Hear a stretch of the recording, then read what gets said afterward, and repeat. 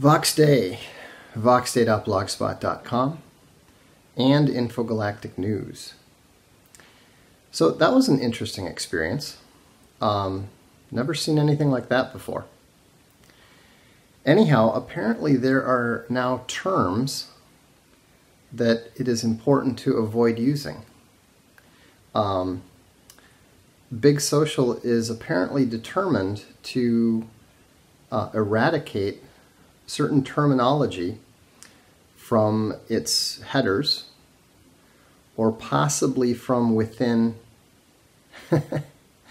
No, the deep state is not after me. If you go on my blog, you can see exactly what happened. There is a term that Big Social is determined to stop from becoming the fake news of 2018.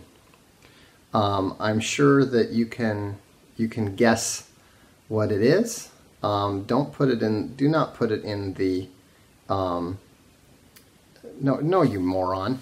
Don't put it in the comments because it's going to trigger the problem again. Okay? Try not to be retarded. It's not that difficult.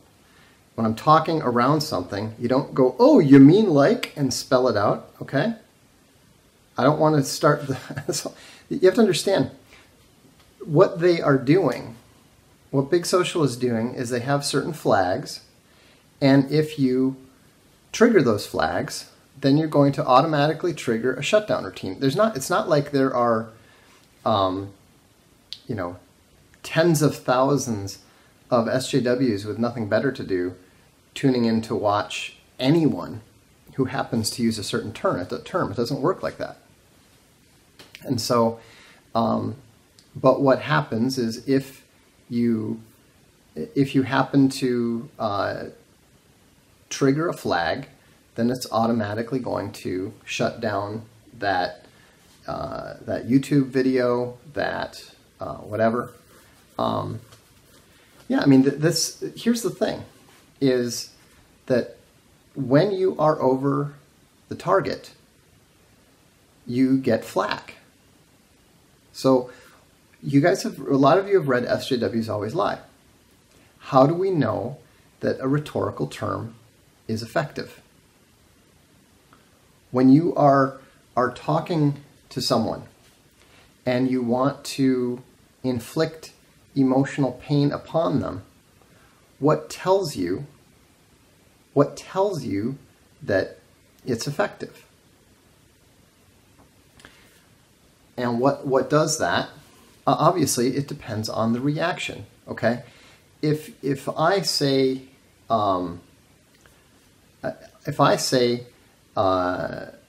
your mommy doesn't love you to a woman, and she just looks at me and says, "What are you talking about? Of course my mommy loves me. My mother loves me.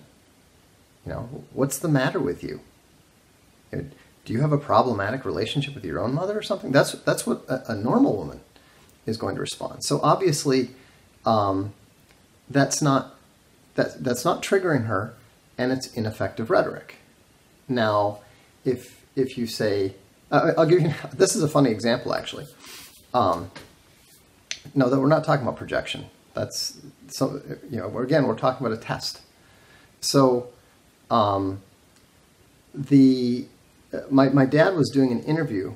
No, actually, it was my mother was doing an interview once, and she just asked the guy, what kind of relationship do you have with your father? And he literally lunged across the table and tried to strangle her. She had to call for help. The guy, of course, was tremendously embarrassed and shocked. Needless to say, he didn't get the job. The point being is that clearly this was someone who had probably been abused, or at the very least had a horrifically bad relationship with his father. The mere mention of his name, caused him to explode and explode into violence. Now that's an extreme reaction, but the point is that obviously any rhetoric that referred to his father or made him think of his father in some way would be effective on him in a way that it wouldn't be effective on me, on you, on anybody who's got a positive relationship with their father. Okay? So what Big Social's reaction to people casting doubt on the story that the media is reporting indicates that they don't have any confidence in their own story either. Okay? These sorts of, it's kind of, I mean, I'm frankly a little bit shocked that they're responding in this way, simply because it communicates to everyone what they're trying to cover up, what they're trying to hide. And so if you look at, for example, if I had, supposedly the idea is that,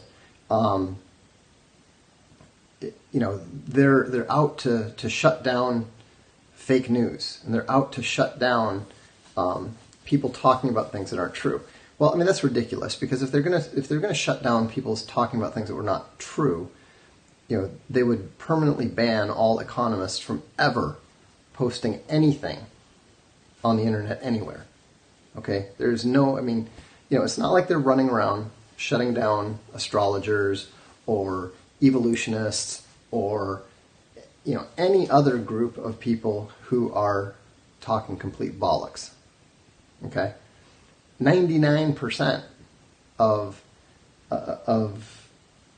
people say something that isn't true. Actually, no, that's not true. 100% of people say something that isn't true at some point in time. And nobody is surprised by this, nobody cares. Right?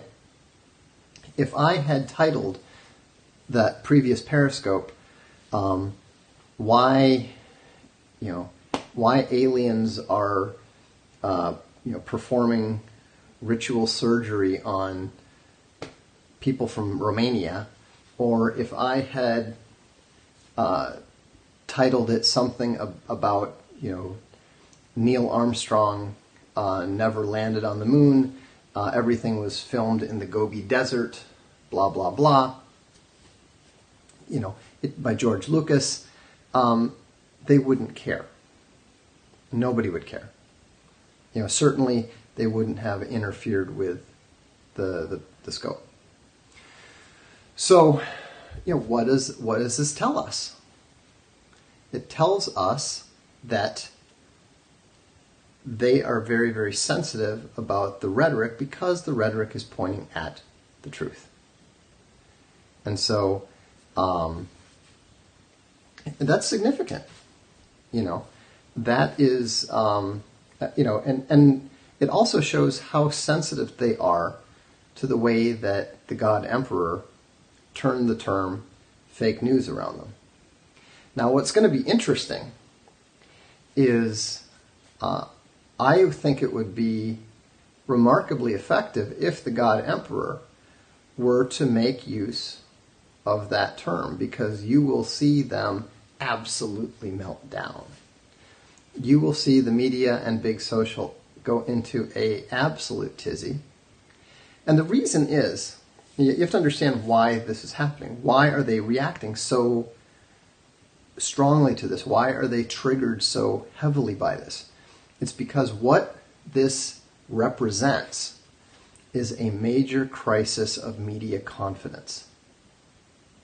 People increasingly do not believe anything that the mainstream media says. People increasingly assume that the official story is false, which happens to be the case almost all the time. Michael Crichton, the very popular author, once talked about the phenomenon of how whenever you know the details of the story that's being covered, you observe how much they get wrong. You observe how much of their own narrative they insert into the story, how much is just simply false, how much is incorrect. But the ironic thing, the bizarre thing, is that you tend to assume that they're accurately reporting the truth about everything else, which of course is ridiculous. It's ridiculous. I mean, if you have a friend who constantly lies to you about the things that you know about, do you assume that he's telling the truth about everything else? I had a good friend, actually, the girlfriend of my brother, a beautiful girl, nice girl, charming girl, but she used to tell the craziest stories. I mean, no matter where she went, something crazy happened. She couldn't go to do a modeling job in Italy without being kidnapped by the mafia. She couldn't go to New York without a rich guy buying her a BMW and giving it to her. All this kind of stuff. Now, all of it was completely untrue, But she would tell the story in this like wide-eyed, breathless way, and it was always really funny because none of us believed anything she said. Now the punchline, of course, is that eventually the day did come when something that ridiculous and over the top happened, and then and none of us believed her, and of course that's the one time it turned out to be true. So that was interesting and very funny. But it wasn't a problem. I mean, nobody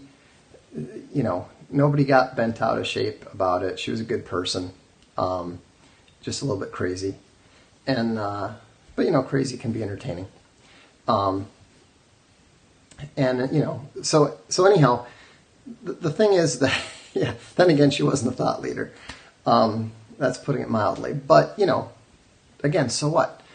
But the point is that there is a crisis of media confidence. All this stuff that's happening is causing more and more people to assume that the media is lying, to assume that the propaganda that is constantly flowing over them, they're starting to become, I should say, it's like they are fish gradually becoming aware of water. And somebody said, well, what can we do to foster this? It's very simple. Just speak the truth in person and encourage them to use those rhetorical terms and experience the shutdown for themselves. Okay?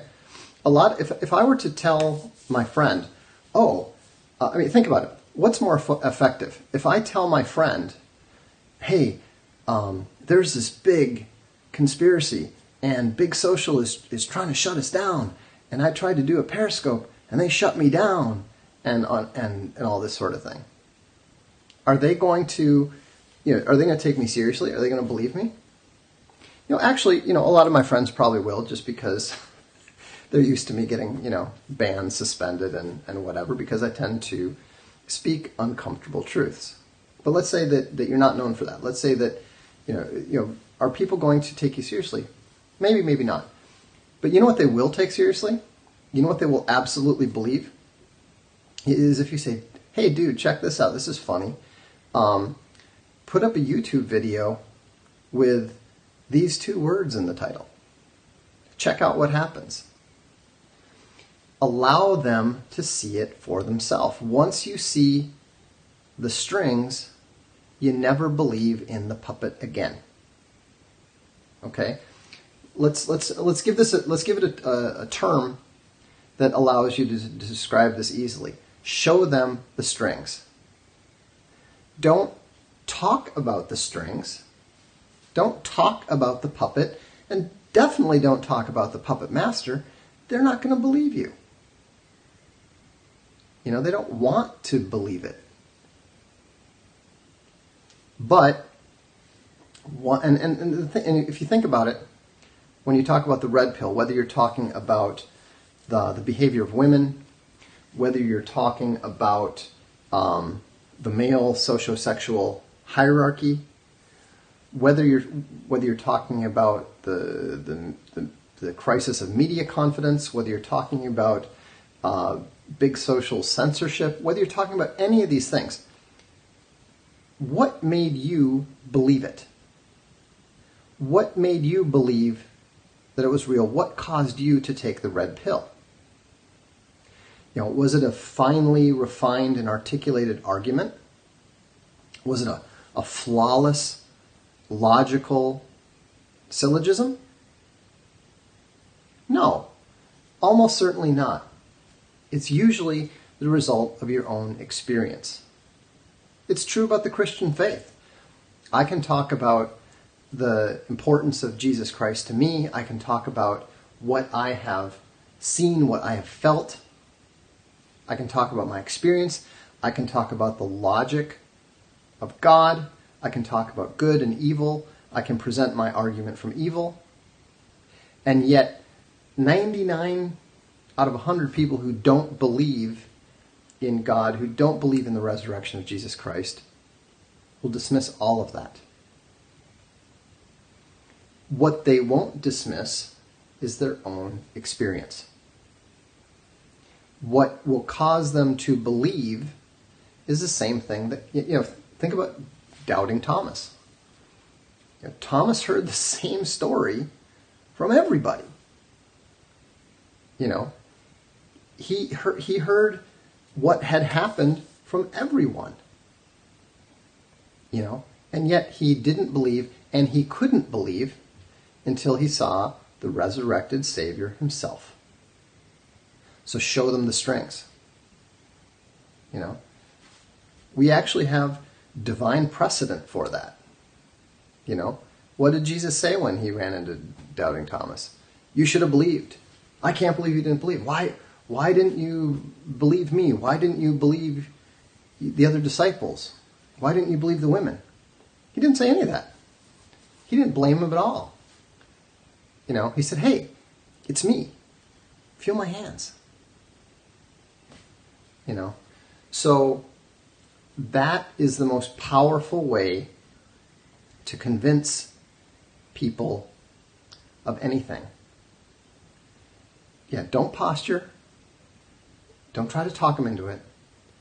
Just allow them, help them find a way to experience the reality of the truth themselves.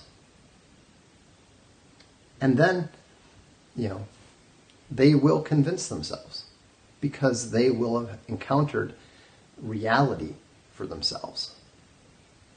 So, anyhow, that's all I have tonight. So, I was, partly doing this just to see, okay, how are they handling this? Are they just blocking the titles? Are they, shutting down all the accounts? That I couldn't believe they were actually going to do that because, talk about convincing a lot of normies that stuff's up. Meme wars? It could. I think whoever mentioned the Tide Pod challenge had the right idea. Encourage them to take the crisis challenge. See what happens. And so that's one. If you want people to see things for themselves, then you have to say, hey, check this out. And like I said, the thing is, to a certain extent, it doesn't matter what we do. It doesn't even matter what the God Emperor does.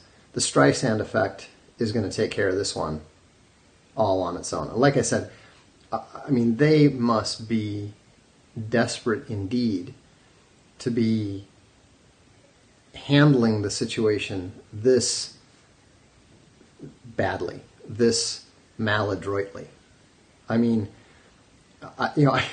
can't believe there isn't some marketing or PR expert who on their side who isn't saying, are you crazy?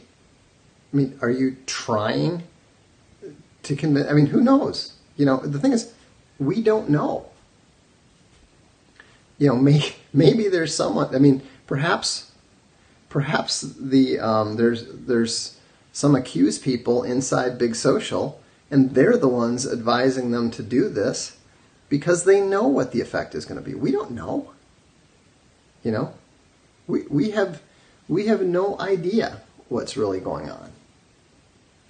And I think that's the important thing to keep in mind is that, things will be what they are. The best that we can do is attempt to understand the truth and focus on the truth as best we are able to perceive and understand it. That's all we can do. So, anyhow, have a good evening. Stop by the blog if you get a chance. We've had some good discussions and posts up there, I think. And Voxdiversity is coming soon. We're going to have the first Voxdiversity out very soon, and so I'm looking forward to that. And I hope you are too. Have a good evening.